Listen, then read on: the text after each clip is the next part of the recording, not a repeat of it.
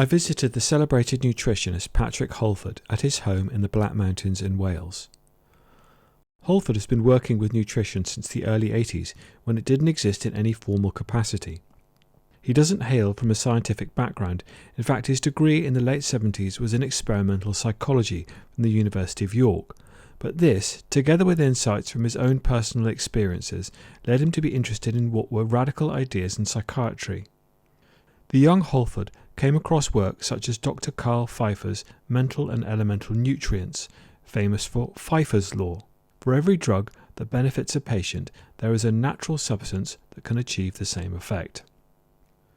With admirable chutzpah, as a young man, Holford jumped on a plane to the USA and went to meet Pfeiffer, and later to Canada and California to establish contact with Dr. Abraham Hoffa and Dr. Linus Pauling. Twice Nobel Prize winner, one of the founders of the fields of quantum chemistry and molecular biology, Pauling was an advocate of the controversial use of large doses of vitamin C, to which he had been introduced by Hoffa. Pauling published a seminal paper in 1968 on orthomolecular psychiatry, which started with the influential statement, "The functioning of the brain is affected by the molecular concentrations of many substances that are normally present in the brain. The optimum concentrations of these substances for a person may differ greatly from the concentrations provided by his normal diet and genetic machinery." This statement highlighted the increasing lack of essential nutrients in food, and also the principle enshrined in Liebig's law, which stipulates that growth is not dictated by the total resources available, but by the scarcest resource, the limiting factor. Holford met Pauling twice, and the two corresponded at length. Pauling agreed to be a patron of Holford's Institute for Optimum Nutrition, telling his disciple, "Patrick, follow the logic. It's the logic that counts." Holford built up his empire in the first instance in 1981, retailing a book out of the back of his Skoda.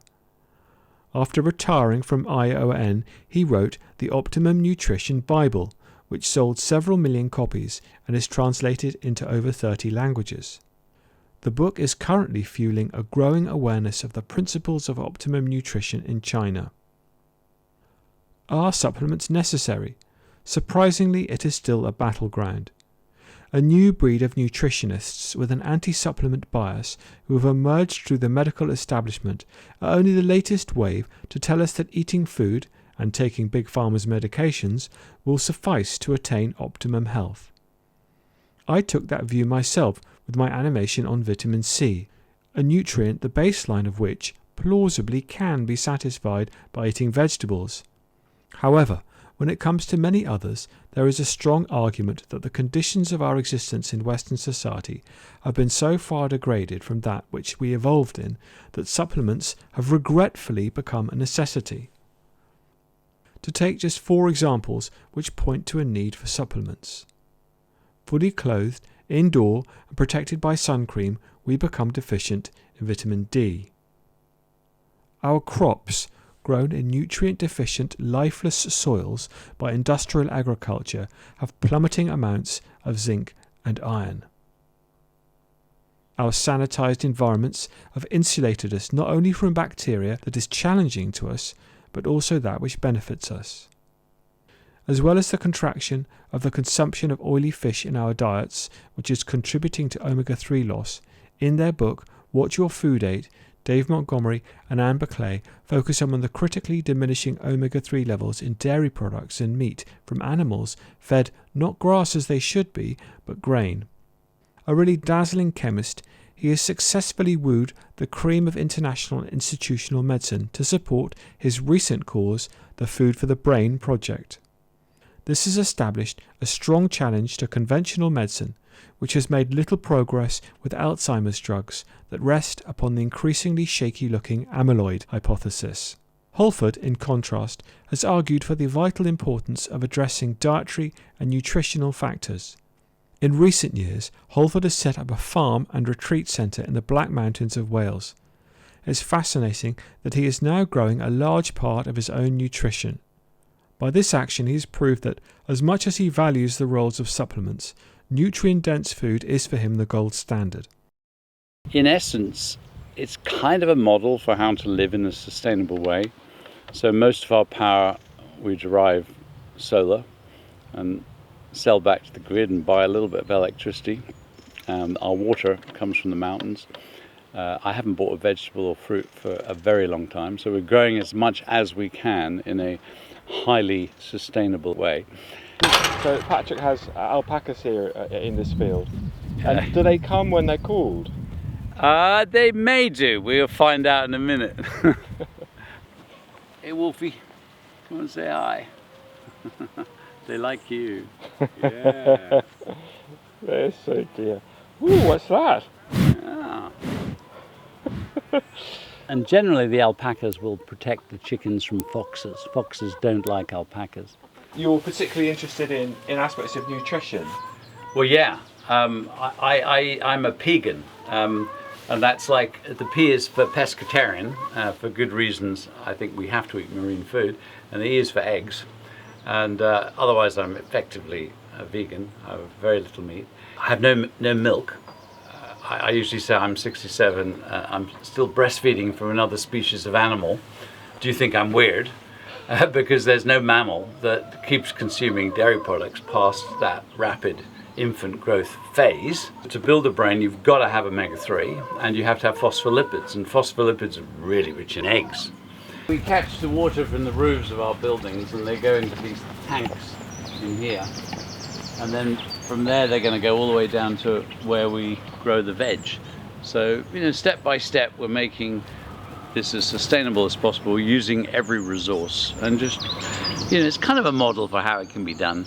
Not in a big way, but how do we live in a way that supports us? Because the honest truth is that we are so far away from Homo sapiens design in our diet and lifestyle, and anyone with any intelligence goes, why are we obese and diabetic and got dementia and all the rest of it? And you know, it ain't the genes, because they haven't changed, so it has to be the environment and how we are living.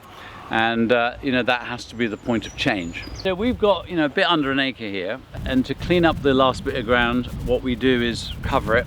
Here we've got some squashes in. So far we're effectively selling everything, and because of the retreat centre we're getting up to 18 people every weekend, and we do supply a few locals as well. And interestingly, there's a couple of places around here that do weddings. And what they want is flowers. Who would ever think of flowers as a cash crop? But we may generate more income from the flowers than we do the veg. And of course, they're just amazing pollinators. So we do plant throughout our garden, you know, flowers and things like marigolds. You know, they confuse insects and protect your plants. It was through Holford that I first was made aware of the work of Dan Kittredge of the Bionutrient Institute.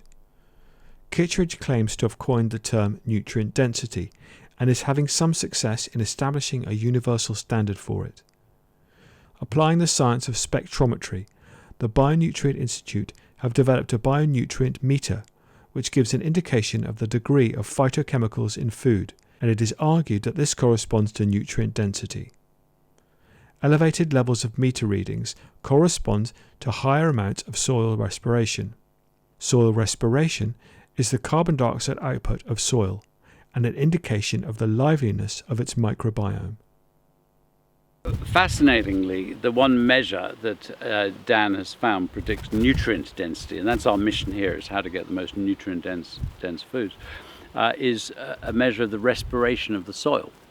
And if the soil's microbiome is rich, it's breathing. So the first thing we did was to test the soil for minerals and find out what it's missing, and then effectively import them. So we've been adding minerals into the soil to get the level right. You can think of it very simply as the land and the sea. So if you've got a bit of land that maybe was glaciated and the rocks get ground, and over time it gets depleted, the sea minerals, you know, selenium as an example, you know, we might need to import some sea minerals, and that could be, you know, seaweed.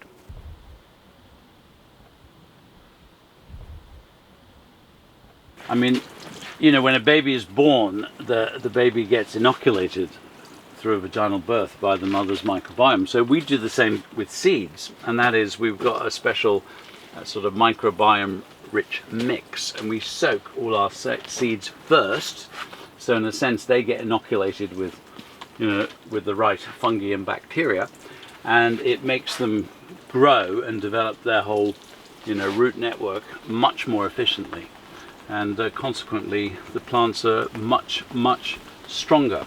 Yeah, so here we have a sort of easy to grow barrier of Jerusalem artichokes, which were a real favorite of the Victorians. They're incredible prebiotic, so they're really good at getting that whole inner microbiome going, and very easy to grow. We're growing lots in our polytunnel. Chilies are rather fantastic. They are the richest source of vitamin C of all. I happen to really like them.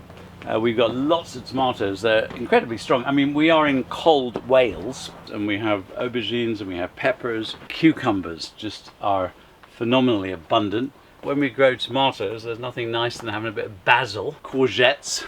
Also, we're using a lot of the, the vertical space as well. So, hence we've got, these beans growing. So you can make a lot of use out of a polytunnel, and of course the soil is fantastic. Yeah, so every other day we need to do a bit of watering. We prefer to do it from above. It's kind of how nature does it. The leaves are all designed to collect the water down into the roots. And I'm a city boy. I was born on a 6th floor flat in London, so I never grew anything. I grew a marijuana plant at school in a cupboard. So, I'm an example of a, urbanized, child, disconnected from the soil. And one of the things that is so incredibly obvious is taste. I had a sort of commercial salad the other day and I just couldn't eat it. It just tasted so bad. And taste is kind of nature's arbiter of good nutrient content. And we also use a device called a refractometer, which is a kind of measure of the nutrients, polyphenols and sugars in plants. The whole concept of optimum nutrition and what our nutrients need, I knew the one piece that I was really missing was the beginning piece. How you go the nutrients in the soil into the plants and into us, and how do we make that part sustainable. And what really blew my mind was when I met Dan Kittredge, who runs the Bionutrient Research Institute. He really explained that piece, the fundamental principles, really is optimum nutrition for the soil. And my job has been, how that optimum nutrition makes us function. My mission is to literally find ways to grow so we have this incredible nutrient density. And of course, commercially, farmers want to sell, big carrots. They have no interest, there's no motivation to have more nutrients in that food. And that's what's really happened, is we've gone from, like, even the mid-Victorians, if you exclude infant mortality, were living just as long as we were, but healthier. We now have about 14 years on average of disability, meaning can't climb 10 stairs. So, we're just thinking of things like dementia as something that happens to everyone, and it's totally unnecessary. All my profound teachers, like Dr. Linus Pauling, twice Nobel Prize winner, Dr. Abraham Hoffer, they died in their 90s, but they died with an absolutely sharp mind. You might lose your hair, but you don't need to lose your memories. And so back in those, even mid-Victorian, which, we can go a lot further back into tribal environments, there was nutrient density in the food that they eat. And now all our ultra-processed foods have so little nutrient density. And because we eat less, we actually eat less because we exercise less, we've got less food without nutrients to nourish ourselves.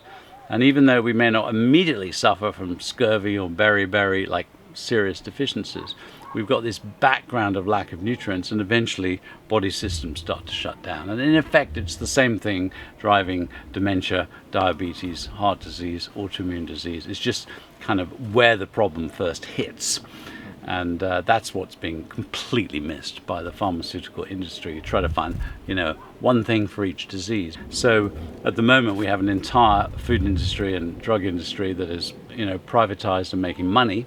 And then the social system has to pick up the adverse effects of that, of that, and that's why, healthcare is failing. I mean, NHS is, close to 200 billion a year. We're talking about almost 20% of GDP going into healthcare. I mean, it's completely insane. We need protein, and basically anything that you can plant in the ground that grows, like a bean or a nut or a seed, that's protein. So we love peas and we love beans. These lovely chunky broad beans are fantastic. Some people are down on peas, beans, lentils and all the rest of it, but I don't know why. They found them stuck in Neanderthals' teeth 40,000 years ago, so I think we have been eating them for a while. This is going to be our pond lake for catching water. In the winter it's full, and in the summer it drains out, but we'd like to capture a bit more water from the hills, and then that also provides us with a water source for growing the vegetables. So bit by bit we kind of tune in with nature and maximize all the potential resources. Oregano is just absolutely packed full of antioxidants, so I use these herbs in large quantities, and of course anyone can grow these. I mean, if you live in a city you can grow them.